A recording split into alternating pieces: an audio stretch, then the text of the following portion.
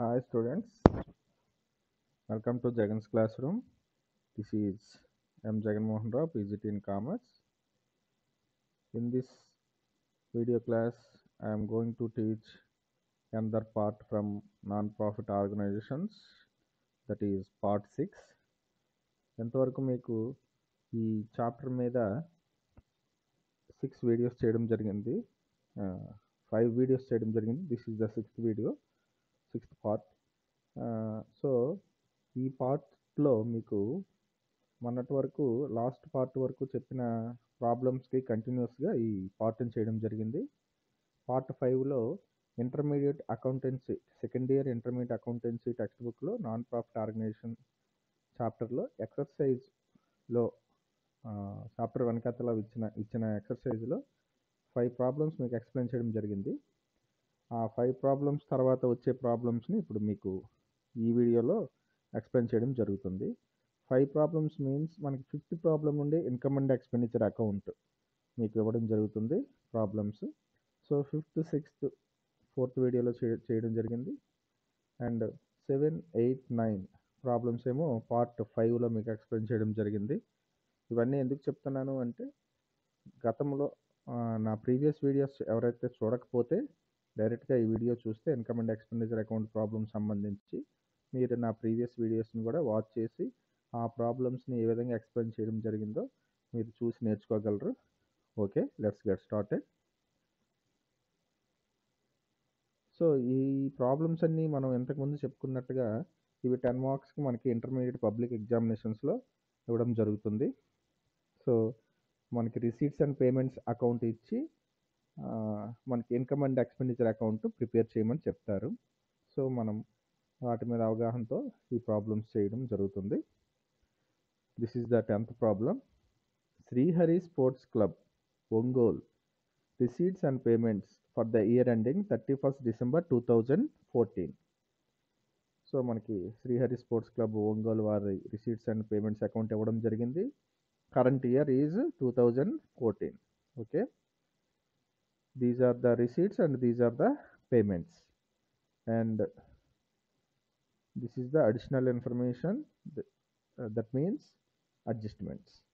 So ఈ రెండింటితో మనకి receipts and payments and additional information ఈ రెండింటితో with the help of these two we have to prepare income and expenditure account of Srihari of Hari sports club Ongole as on 31st December 2014.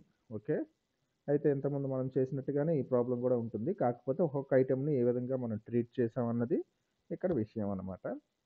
అయితే మనకున్న old practice ప్రకారము మనము అడ్జస్ట్మెంట్లో ఉన్న వాటిని తీసుకువెళ్ళి రిసీట్స్ అండ్ పేమెంట్స్ అకౌంట్లో మనం ఐడెంటిఫై చేసి పెట్టుకున్నాం అనుకోండి, మనకి లెక్క చాలా ఈజీగా నెక్స్ట్ తొందరగా అయిపోతుంది మనకి. సో ఫస్ట్ అడ్జస్ట్మెంట్ మనకి ఏ ఐటెం మీద ఇవ్వడం జరిగింది, సబ్స్క్రిప్షన్ మీద ఇవ్వడం జరిగింది. సో ఇక్కడ సబ్స్క్రిప్షన్ ఎప్పుడు కూడా మనకి ఎక్కడ ఉంటుందంటే డెబిట్ సైడ్ ఉంటుంది. So subscription at the rate of symbol మీరు పెట్టుకోండి, సబ్స్క్రిప్షన్ అంటే అడ్జస్ట్మెంట్ ఉన్నది.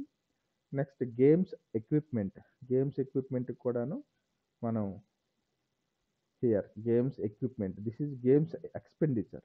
సో గేమ్స్ ఎక్విప్మెంట్ వేరు, గేమ్స్ ఎక్స్పెండిచర్ వేరు. సో గేమ్స్ ఎక్విప్మెంట్కి అడ్జస్ట్మెంట్ గుర్తుపెట్టుకుంటున్నాం. Next provide depreciation at the rate of 10% grass cutting machine on grass cutting machine. Grass cutting machine ఎక్కడ ఉందో చూసుకోండి. Here credit side by grass cutting machine. So adjustment అక్కడ మనం గుర్తుపెట్టుకున్నాం. Prepare income and expenditure account for the year ending 31st December 2014 and opening closing balance sheet అని వచ్చాడు. ఇది మనకి సంబంధం లేదు. మనకి అంతకుముందు చెప్పుకున్నట్టు ఇంటర్మీడియట్కి మనకి only income and expenditure account అదే ప్రిపేర్ చేయమంటారు. యాక్చువల్గా ఈ ప్రాబ్లమ్స్ అన్నీ కూడా మీకు డిగ్రీలో వస్తాయి, balance sheet, opening balance sheet, closing balance sheet అని. సో మనకి ఇక్కడ ఓన్లీ ఇంటర్మీడియట్లో income and expenditure account prepare చేస్తే సరిపోతుంది. నేను కూడా అంతవరకు మాత్రమే పార్ట్ చెప్తాను, మిగిలినది ఆపివేయడం జరుగుతుంది అనమాట. అంటే మనకి ఎగ్జామ్కి ఏది అయితే అవసరం ఉంటుందో అది మాత్రం మీకు ఇక్కడ ఎక్స్ప్లెయిన్ చేయడం జరుగుతుంది. ఓకే, సో మనకున్న ప్రాక్టీస్ ప్రకారం ఇన్కమ్ అండ్ ఎక్స్పెండిచర్ అకౌంట్ మనం డ్రా చేసుకుంటాం. First income and expenditure account draw చేసుకున్న తర్వాత డెబిట్ వైపు ఎక్స్పెండిచర్, క్రెడిట్ వైపు ఇన్కమ్ చూపిస్తాం. This is inner column and this is outer column, both sides అదేవిధంగా 2 అమౌంట్ కాలమ్స్ డ్రా చేసుకున్న తర్వాత ఫస్ట్ ఇప్పుడు డెబిట్ చూస్తాం. డెబిట్ ఐటమ్స్ అన్నీ క్రెడిట్‌లో పోస్ట్ చేయాలా మనకి opposite. Cash in hand, cash at bank. ఈ 2 కూడా ఎసెట్స్ కాబట్టి మన ఇన్కమ్ అండ్ ఎక్స్‌పెండిచర్ అకౌంట్ ఏ అకౌంట్? Nominal account. నామినల్ అకౌంట్‌లో only you have to show debit all expenses and losses, credit all incomes and gains. So, ఇక్కడ ఇవన్నీ incomes కాబట్టి ఇన్కమ్స్‌లో ఏవైతే ఇన్కమ్స్ ఉంటాయో ఆ ఇన్కమ్స్‌ని మాత్రం మనం ఇక్కడ చూపించడం జరుగుతుంది. So, cash in hand, cash at బ్యాంక్‌ని మనం ఇగ్నోర్ చేయొచ్చు. Next subscriptions. మేజర్ ఐటమ్ ఇదే మనకి. సబ్స్క్రిప్షన్ 6,750 ఉంది. దీనికి adjustment. Subscription receivable for 2013 1000, 2014 150, 1050 already received including 400 for the year 2015. ఇది మనకి తెలిసిందే. ప్రతి ప్రాబ్లంలో కూడా సబ్స్క్రిప్షన్ సంబంధించి మనకి సాధారణంగా 3 ఇయర్స్ ఇస్తారు జనరల్‌గా. ఆ 3 ఇయర్స్ ఏంటి? Current year, previous year and next year. So, మనకి కరెంట్ ఇయర్ ఏంటి? 2014 కరెంట్ ఇయర్ ఈ ప్రాబ్లంలో. అంటే మనకి ప్రాబ్లమ్ దేనికి ఇదిగోండి 2014 ప్రిపేర్ చేయమన్నాడు కాబట్టి కరెంట్ ఇయర్ 2014. సో, మనం కరెంట్ ఇయర్‌ది మాత్రమే యాడ్ చేసి మిగిలిన ఇయర్స్ అంటే previous year and next year ఈ రెండింటిని కూడాను మనం లెస్ చేయొచ్చు. లెస్ చేసి చూపించాలి. ఓకేనా?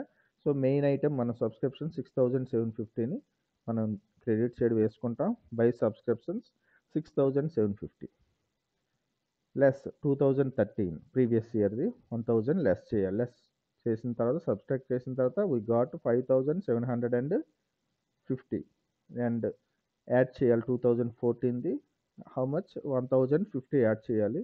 దానిలో నుంచి లెస్ చేస్తాను 2015 అంటే నెక్స్ట్ ఇయర్‌ది. So, 6,800 minus 400 is equal to 6,400. ఈ ఐటెమ్‌ని చాలా జాగ్రత్తగా మనం డీల్ చేయగలిగామంటే మన ప్రాబ్లమ్‌లో మేజర్ పార్ట్ అయిపోతుందన్నమాట. Okay. So, 6,400 this is the answer of subscriptions. అంటే ఫైనల్ సబ్స్క్రిప్షన్స్, నెట్ సబ్స్క్రిప్షన్స్ అనమాట ఇది.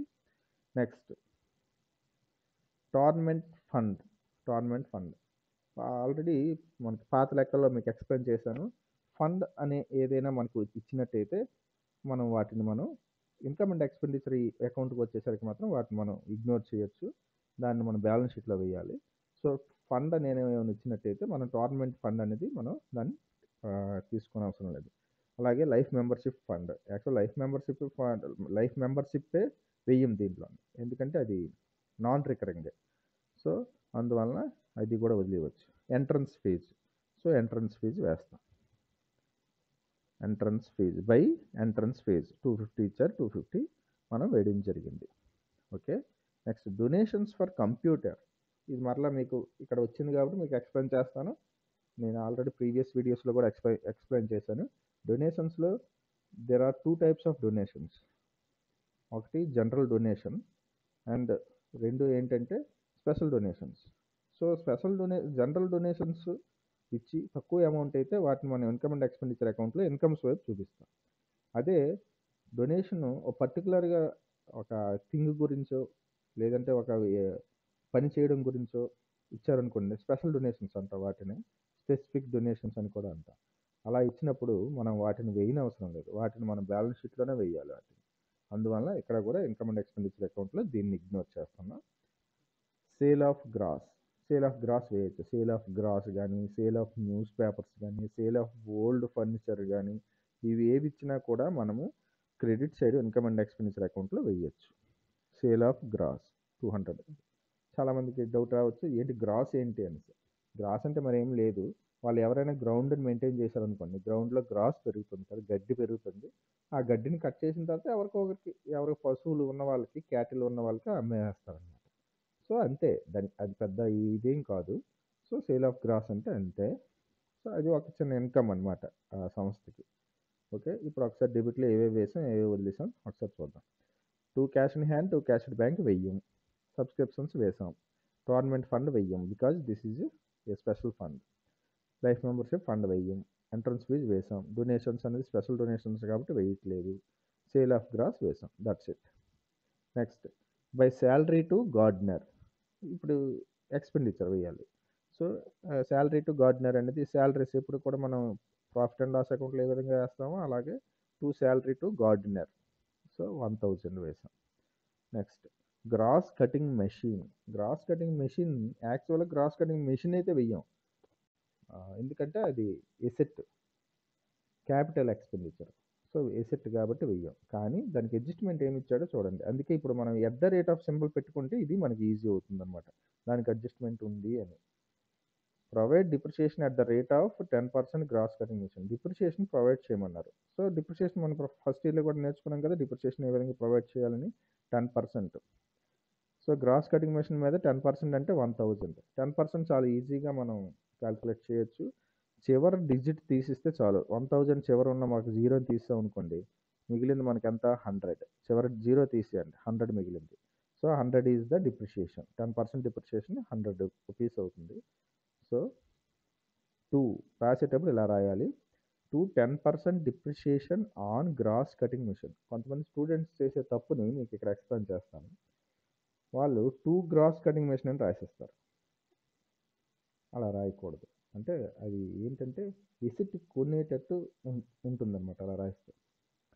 సో, మన డిప్రిసియేషన్‌ని మాత్రం చూపించాలి కాబట్టి 10% depreciation on grass cutting machine అని రాయాలి రాసేటప్పుడు. అది గుర్తుపెట్టుకోండి.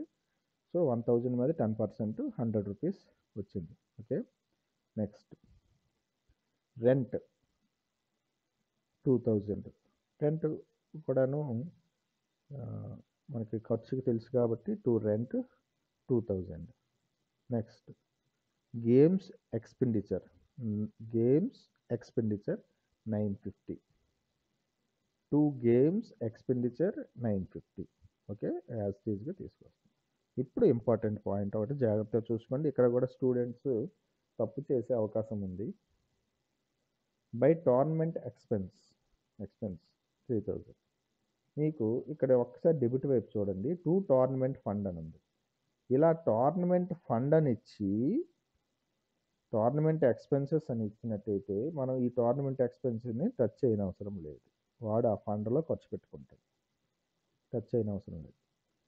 ఒకవేళ ఈ ఫండ్ లేదనుకోండి, మనం అప్పుడు టోర్నమెంట్ ఎక్స్‌పెన్సెస్‌ని కూడా డెబిట్ సైడ్ చూపించాలి ఇన్‌కమ్ అండ్ ఎక్స్‌పెండిచర్ అకౌంట్‌లో. సో, చాలా జాగ్రత్తగా చూసుకోవాలి ఇది. ఓకే. టోర్నమెంట్ ఫండ్ ఉంటే టోర్నమెంట్ ఎక్స్‌పెన్స్ చూపించం. టోర్నమెంట్ ఫండ్ లేకపోతే మాత్రం టోర్నమెంట్ ఎక్స్‌పెన్స్‌ని మనం డెబిట్ వైపు చూపించవలసిన అవసరం ఉంటుంది. ఓకే. Next insurance. ఇన్సూరెన్స్ మనకి ఖర్చు కాబట్టి ఇన్సూరెన్స్ 1000. ఇన్సూరెన్స్ 1000 చూపించడం జరిగింది. By games equipment. ఇది కూడా ఎసెట్. గ్రాస్ కటింగ్ మెషిన్ ఎలా ఎసెట్ అయ్యిందో గేమ్స్ ఎక్విప్మెంట్ కూడా ఎసెట్టే. ఎసెట్‌ని మనం చూపించం కదా! ఎసెట్ కొన్నా అమ్మినా మనకు సంబంధం లేదు. ఇన్‌కమ్ అండ్ ఎక్స్‌పెండిచర్ అకౌంట్ విషయానికి వచ్చినప్పుడు. సో, గేమ్స్ ఎక్విప్మెంట్ దానికి అడ్జస్ట్‌మెంట్ ఉంది. ఆ అడ్జస్ట్‌మెంట్‌నే మనం చూసుకోవాలి ఇప్పుడు. Games equipment in the beginning was 1000 and at the end 1250. ఇక్కడ మీకు ఒక ఫార్ములా కూడా చెప్పడం జరిగింది మీకు లాస్ట్ వీడియోలో. ఎసెట్ యొక్క opening balance, closing balance and purchases ఇచ్చినట్టయితే దానికి ఒక ఫార్ములా ఉంది. ఆ ఫార్ములాని ఒకసారి కిందన చూడండి. దాన్ని working notes of depreciation on sports equipment. అయితే వాడు డిప్రిసియేషన్ అని డైరెక్ట్‌గా ఇవ్వలేదు మనకి. దాంట్లో ఇన్నర్ మీనింగ్ ఏంటంటే డిప్రిసియేషన్. మనకి ఓపెనింగ్ స్టాక్ 1000 మనకి అడ్జస్ట్‌మెంట్‌లో ఇచ్చారు చూడండి. 1000 opening stock at the end 1250 అంటే అది closing stock. Sports equipment year స్టార్టింగ్‌లో 1000 రూపీస్ వర్త్ గల స్పోర్ట్స్ ఎక్విప్మెంట్ ఉంది. ఇయర్ స్టార్టింగ్ ఆ సంస్థలో. క్లోజింగ్ స్టాక్ 1250 ఉంది. ఇయర్ ఎండింగ్‌లో 1250 ఉంది. ఓపెనింగ్ స్టాక్ 1000 ఉంటే క్లోజింగ్ స్టాక్ 1250 ఉంది. దాని యొక్క వాల్యూ. ఇయర్ మధ్యలో ఒకసారి 2250 గేమ్స్ ఎక్విప్మెంట్ అన్నవి కొనడం జరిగింది. సో, అది ఎంత కొన్నారు? 2250. మనకి ఈ ఫార్ములా గుర్తుపెట్టుకుంటే opening stock plus purchases minus closing stock. మనకి ఎంతైతే బ్యాలెన్స్ వస్తుందో దానిని డిప్రిసియేషన్ అని పిలుస్తారు. అంటే యాక్చువల్‌గా ఒక విషయం చూడండి. ఇది ఓపెనింగ్ స్టాక్ 1000. పర్చేజెస్ 2250. వీళ్ళ దగ్గర టోటల్ 3250 ఉండాలి. Games equipment. కానీ సంవత్సరం ఆఖరికొచ్చేసరికి వాళ్ళ దగ్గర 1250 మాత్రమే ఉంది. అంత విలువ ఉంది. అంత విలువ గల గేమ్స్ ఎక్విప్‌మెంట్ ఉంది. అంటే ఎంత డ్యామేజ్ అయిపోయేవి, ఎంత విలువ గల ఆహ్, గేమ్స్ ఎక్విప్‌మెంట్ డ్యామేజ్ అయ్యాయంటే 2000 రూపీస్ విలువ గల గేమ్స్ ఆడుతుండగా అవుతుంటాయి. నెట్స్ చిరిగిపోతుంటాయి. బ్యాట్స్ పోతుంటాయి. బాల్ పోతుంటాయి. సో, ఆ విధంగా డ్యామేజ్ అయిపోయి ఆ విలువను కోల్పోతాయన్నమాట. Sports equipment or games equipment. So, ఆ విధంగా విలువ కోల్పోయిన ఆ వాల్యూ ఎంత అంటే 2000 రూపీస్. అది డిప్రిషియేషన్ కింద మనం పరిగణిస్తాం. స్పోర్ట్స్ ఎక్విప్‌మెంట్‌కి. అంటే వాడుతుండగా దాని వాల్యూ ఎసెట్ యొక్క వాల్యూ తగ్గిపోతుంటది కదా! డిప్రిషియేషన్ అంటే. సో, దాన్ని అంటే డైరెక్ట్‌గా మనకి డిప్రిషియేషన్ గ్రాస్ కటింగ్ మీద ఇచ్చినట్టు ఇక్కడ స్పోర్ట్స్ ఎక్విప్‌మెంట్ మీద ఇవ్వలేదు. దానిని we have to find out. మనకి opening balance, closing balance purchase చేసిన మూడింటిని ఇచ్చినందున ఆ మూడింటితో మనం ఫైండ్ ఔట్ చేయాలి హౌ మచ్ అన్నది 2000. ఇది ఇక్కడ విషయం. అయిపోయినట్టే. ఒకసారి చూద్దాం. సాలరీ టు గార్డెనర్ వేయడం జరిగింది. గ్రాస్ కటింగ్ మెషిన్ డిప్రిషియేషన్ వేయాలి. రెంట్ వేసాం. గేమ్స్ ఎక్స్‌పెండిచర్ వేసాం. టోర్నమెంట్ ఎక్స్‌పెన్స్ వేయకూడదు. బికాజ్ హియర్ టోర్నమెంట్ ఫండ్ ఇచ్చారు కాబట్టి. ఇన్సూరెన్స్ వేసాం. గేమ్స్ ఎక్విప్‌మెంట్ అన్నది మనం దాని మీద డిప్రిషియేషన్ ఫార్ములాతో డిప్రిషియేషన్ ఫైండ్ ఔట్ చేసి, క్యాలిక్యులేట్ చేసి చూపించాలి.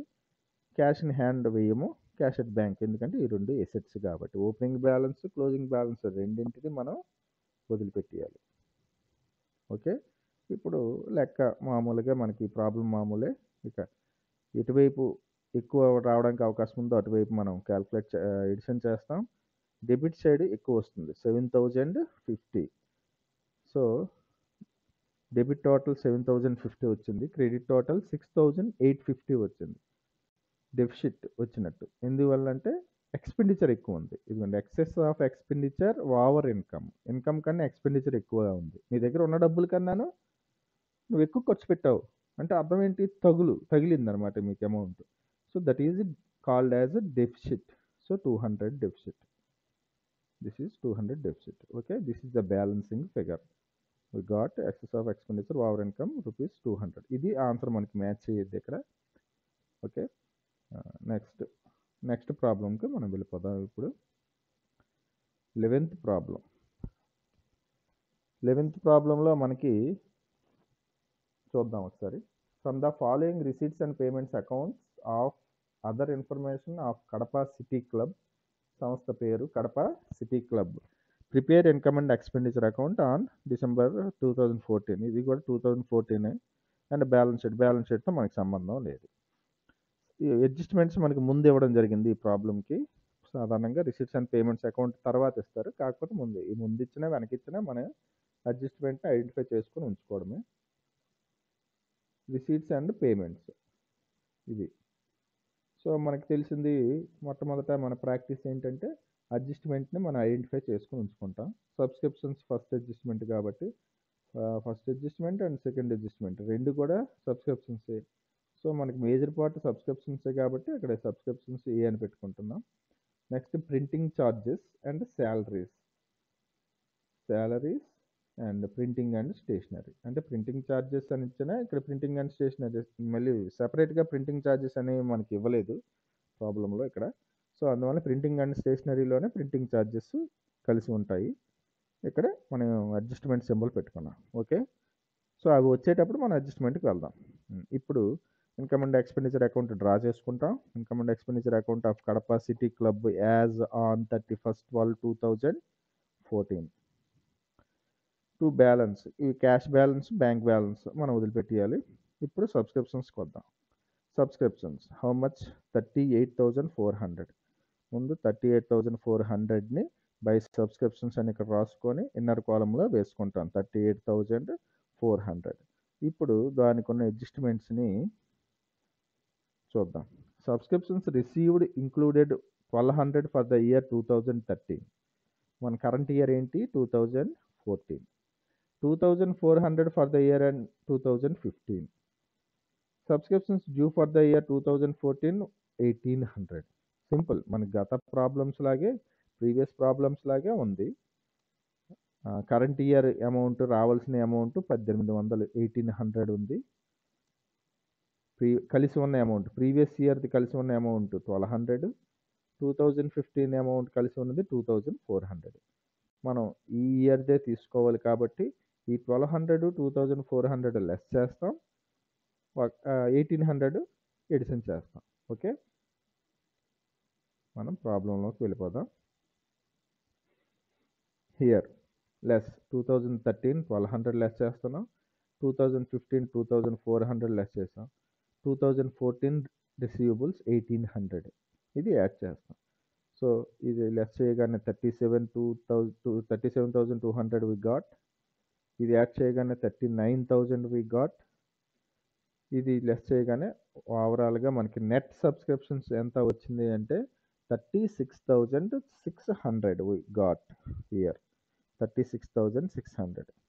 So subscriptions part is over. Interest on investments వేయచ్చు ఎందుకంటే ఇది ఇన్కమ్ కాబట్టి. How much 15,000 by interest on investments 15,000 వేసాం. నెక్స్ట్ బ్యాంక్ ఇంట్రెస్ట్ 300 ఇది వస్తుంది, ఇన్కమ్స్ అన్నీ వస్తాయి. By bank interest 300. నెక్స్ట్ ఈ సేల్ ఆఫ్ ఫర్నిచర్ అన్నది మీకు తర్వాత ఎక్స్ప్లెయిన్ చేయడం జరుగుతుంది, దీన్ని గుర్తుపెట్టుకోండి. Next salaries. డెబిట్ సైడ్ ఒకసారి చూద్దాం. డెబిట్ సైడ్ క్యాష్ మనం వేయటం లేదు, బ్యాంక్ వేయటం లేదు. సబ్స్క్రిప్షన్స్ వేసాం, ఇంట్రెస్ట్ ఆన్ ఇన్వెస్ట్మెంట్స్ వేసాం, బ్యాంక్ ఇంట్రెస్ట్ వేసాం. సేల్ ఆఫ్ ఫర్నిచర్ హోల్డ్లో పెట్టాం, దాన్ని ఏమి వదిలేదు, దాన్ని వేస్తాం. బై శాలరీస్ మనకి అడ్జస్ట్మెంట్ ఇవ్వడం జరిగింది. So salaries payable for the year 2014 అంటే out standing. To be payable అంటే అవుట్ స్టాండింగ్ అనమాట. అవుట్ స్టాండింగ్ ఎప్పుడు కూడా మనం యాడ్ చేస్తాం కదా. హౌ మచ్ 3,600 అంటే 39,000కి 3,600 యాడ్ చేయాలి. ఇదిగోండి 39,000కి add outstanding 3,600. How much we got 42,600. Okay, next రెంట్కి అడ్జస్ట్మెంట్ ఏమి లేదు కాబట్టి యాజ్ ఇట్ ఈస్గా we have to shown to rent 7,200. Next printing and stationery 1,080 మనకి అడ్జస్ట్మెంట్ ఉంది. ప్రింటింగ్ ఛార్జెస్ పేబుల్ ఫర్ 240 అంటే అవుట్ స్టాండింగ్ బిల్ ఉందన్నమాట. ప్రింటింగ్ ఛార్జెస్ సంబంధించి అవుట్ స్టాండింగ్ బిల్ ఉంది. సో శాలరీస్కి ఏ విధంగా మనం చేసామో అలాగే to printing and stationery 1,080 to add outstanding 240. ఈ రెండింటిని మనం ఎడిషన్ చేసి 1,320గా చూపించడం జరుగుతుంది. నెక్స్ట్ ఇంకా ఏవేవైతే ఎక్స్పెన్సెస్ ఉన్నాయో అవి వేయచ్చు. బై పోస్టేజ్ ఇది వస్తుంది 300, ఇది ఎక్స్పెన్స్ కాబట్టి టు పోస్టేజ్ 300 వేసాం. తర్వాత పర్చేజ్ ఆఫ్ సైకిల్ అనేది ఎసెట్ రాదు. గవర్నమెంట్ బాండ్స్ అది ఎసెట్ రాదు. క్యాష్ బ్యాంక్ అంటే ఈ 4 రావు. ఇప్పుడు వచ్చినవి ఏంటో చూద్దాం. శాలరీస్ వేసాం, రెంట్ వేసాం, ప్రింటింగ్ అండ్ స్టేషనరీ వేసాం, పోస్టేజ్ వేసాం, పర్చేజ్ ఆఫ్ సైకిల్ వేయలేదు ఎసెట్ కాబట్టి because it is an asset. Government bonds are also asset. Cash bank. Okay, ఇప్పుడు మీకు లాస్ట్లో ఒకటి వదిలేసాం టు సేల్ ఆఫ్ ఫర్నిచర్. ఇది చాలా జాగ్రత్తగా వినండి. ఇంతకుముందు చెప్పుకున్న 5 ప్రాబ్లమ్స్లో మనకు ఒక ప్రాబ్లంలో వచ్చింది చాలా ఇంపార్టెంట్. స్టూడెంట్స్ కొంచెం కన్ఫ్యూజ్ అయ్యే అవకాశం ఉంది, తప్పు చేసే అవకాశం కూడా ఉంది. అర్థమైతే మాత్రం దీనంత ఈజీ మరొకటి లేదు. తెలియకపోతే మాత్రం కన్ఫ్యూజ్ అయ్యి రకరకాల ఆన్సర్స్, రకరకాల అమౌంట్స్, డిఫరెంట్ అమౌంట్స్ వేసే అవకాశం ఉందన్నమాట. ఇది ఇక్కడ సేల్ ఆఫ్ ఫర్నిచర్ 3,000. మనకి ఫర్నిచరు అమ్మితే 3,000 వచ్చిందంట.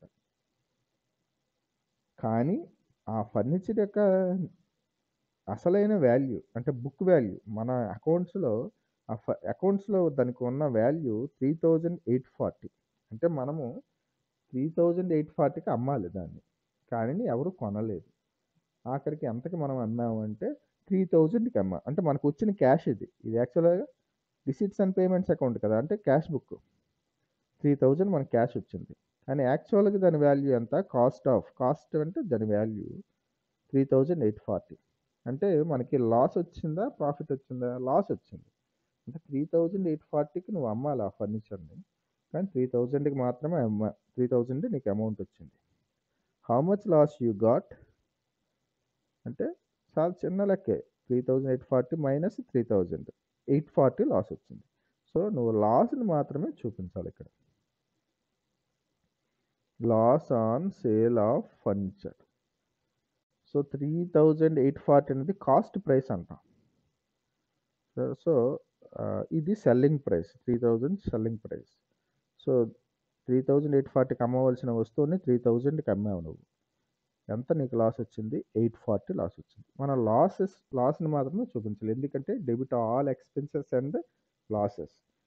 సో, అందువలన లాస్‌ని మనం డెబిట్ వైపు చూపించాలి. ఓకేనా? అయితే ఇప్పుడు స్టూడెంట్స్ సాధారణంగా చేసే తప్పు ఏంటంటే, కొంతమంది స్టూడెంట్స్ 3000 వేసేస్తుంటారు. కొంతమంది స్టూడెంట్స్ 3840 వేసేస్తుంటారు. సో, 3000ని వేయకూడదు. 3840ని వేయకూడదు. Cost price minus selling price. CP అంటాం దీన్ని. Cost price minus selling price.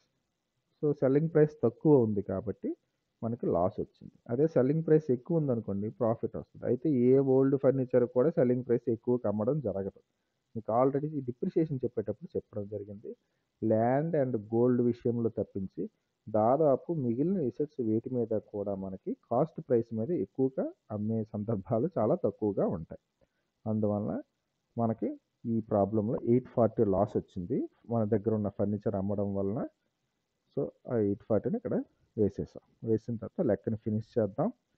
Totals చేస్తే మనకి డెబిట్ సైడే ఎక్కువ వచ్చింది. అంటే ఎక్స్‌పెన్సెస్సే ఎక్కువ వచ్చాయి. ఎక్స్‌పెండిచర్ 52,260 ఎక్స్‌పెండిచర్ వచ్చింది. సో, దానిని మనం క్రెడిట్ సైడ్ తీసుకువెళ్తాం. డెబిట్ సైడ్ ఉన్న అమౌంట్‌ని క్రెడిట్ సైడ్ తీసుకువెళ్తే మనకి డెబిట్ టోటల్ 52,260 వచ్చింది. క్రెడిట్ టోటల్ ఏమో 51,900 వచ్చింది. So, difference how much? 360 rupees.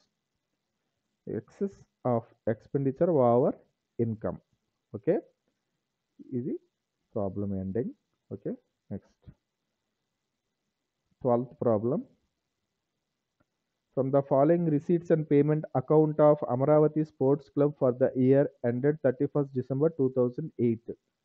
మన కరెంట్ ఇయర్ ఏంటిది? 2008. 2008 అకౌంటింగ్ ఇయర్ ఇచ్చాడు మనకి. దానికి ప్రిపేర్ చేయాలి. ఎవరిదిది? Amaravati sports club. The receipts and payments given. Adjustments also given here.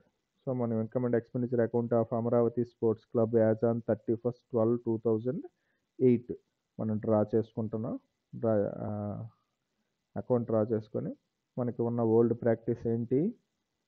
అడ్జస్ట్మెంట్స్ని identify చేసుకోవాలి రిసీట్స్ అండ్ పేమెంట్స్ అకౌంట్లో. లాకర్స్ రెంట్ ఇచ్చాడు. ఎంతవరకు ఉన్నది? ఇదిగోండి. ఇది ఇంతవరకు లాకర్ రెంటే ఇచ్చాడు. ఫుల్ స్టాప్ వరకు అంటే ఫస్ట్ అడ్జస్ట్మెంట్. ఎక్కడ లాకర్ రెంట్ ఉందో చూసుకోండి. లాకర్ రెంట్ ఇప్పుడు ఇన్కమ్. రెంట్ వేరు, లాకర్స్ రెంట్ వేరు. సో, లాకర్స్ రెంట్ పెట్టుకున్నాం. రెంట్ ఇలాంటి ప్రాబ్లం మనం ఒక లాస్ట్ వీడియోలో చేసినట్టున్నాం. కాకపోతే అమౌంట్స్ మారాయి. Rent. Next stationery expenses. Stationery expenses. Subscription receivable. అంటే యాక్చువల్‌గా ఇక్కడ 4 అడ్జస్ట్మెంట్స్ ఇచ్చినట్టు. సబ్స్క్రిప్షన్స్. ఓకే. ఇవి అడ్జస్ట్మెంట్స్. సో, ఇప్పుడు మనం ప్రాబ్లమ్ చేద్దాం. బ్యాలెన్స్ బ్రాట్ డౌన్ అంటే క్యాష్ ఆర్ బ్యాంక్. ఇది రాదు. Entrance fee 550. సో, ఎంట్రన్స్ ఫీజుని మనం వేయొచ్చు. 550ని 550 వేసాం.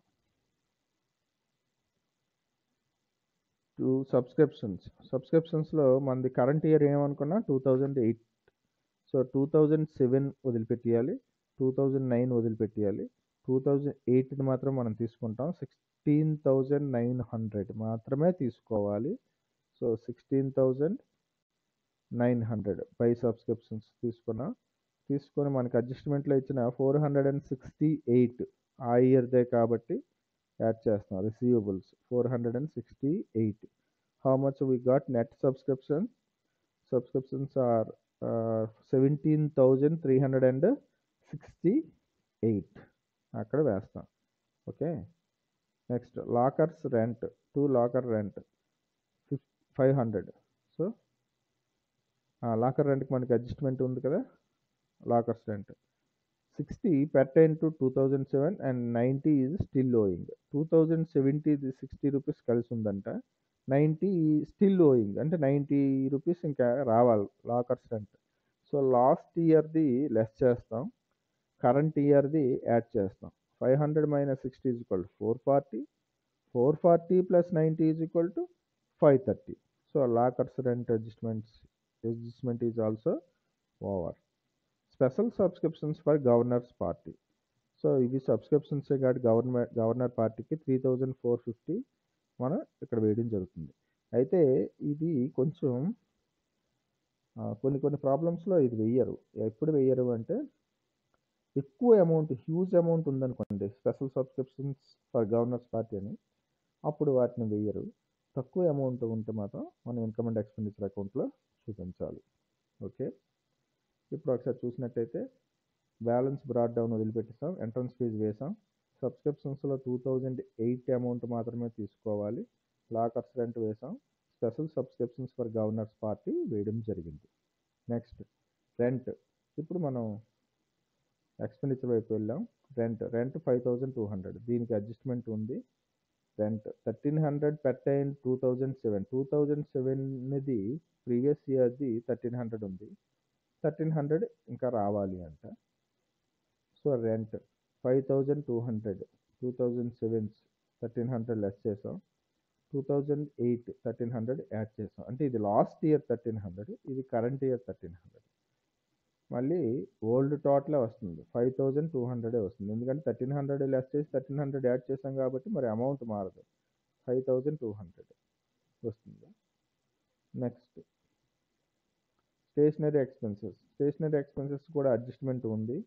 స్టేషనరీ ఎక్స్పెన్సెస్ 312, 2007ది 364 still owing. So stationery expenses అని రాస్తే 3,068 minus 2007 స్టేషనరీ ఎక్స్పెన్సెస్ లెస్ చేస్తే 2008 స్టేషనరీ ఎక్స్పెన్సెస్ యాడ్ చేస్తే 3,120 we got. నెక్స్ట్ వేజెస్ వేస్తాం ఎక్స్పెన్స్ కాబట్టి 2 వేజెస్ 5,330. బై బిలియర్డ్స్ టేబుల్ అనేది ఎసెట్ కాబట్టి అది రాదు. రీపేయర్స్ వస్తుంది, ఇంట్రెస్ట్ వస్తుంది. ఈ రెండింటిని మనం వేస్తున్నాం, repairs and interest. Okay. So completed. By balance carry down రాదు. ఒకసారి చూసినట్టయితే రెంట్ వేసాం, స్టేషనరీ ఎక్స్పెన్సెస్ వేసాం, వేజెస్ వేసాం, బిలియర్డ్స్ టేబుల్ రాదు because it is an asset. Repairs రాదు, ఇంట్రెస్ట్ రాదు, బ్యాలెన్స్ క్యారీ డౌన్ రాదు. సో వీటినన్నింటినీ చక్కగా మనం పోస్ట్ చేయడం జరిగింది. ఇప్పుడు మనం టోటల్ చేస్తే క్రెడిట్ సైడ్ టోటల్ ఎక్కువ వస్తుంది. How much? 21,898. దాన్ని మనం ఈ టోటల్ని డెబిట్ సైడ్ వేసుకొని బ్యాలెన్స్ని మనం చూసుకోవాలి. Credit total 21,898 and debit total 15,956. How much surplus we got? 5,942, 5,942 surplus. Excess of income over expenditure. ఇంతే. నెక్స్ట్ వీడియోలో మిగిలిన ప్రాబ్లమ్స్ మీకు ఎక్స్ప్లెయిన్ చేయడం జరుగుతుంది.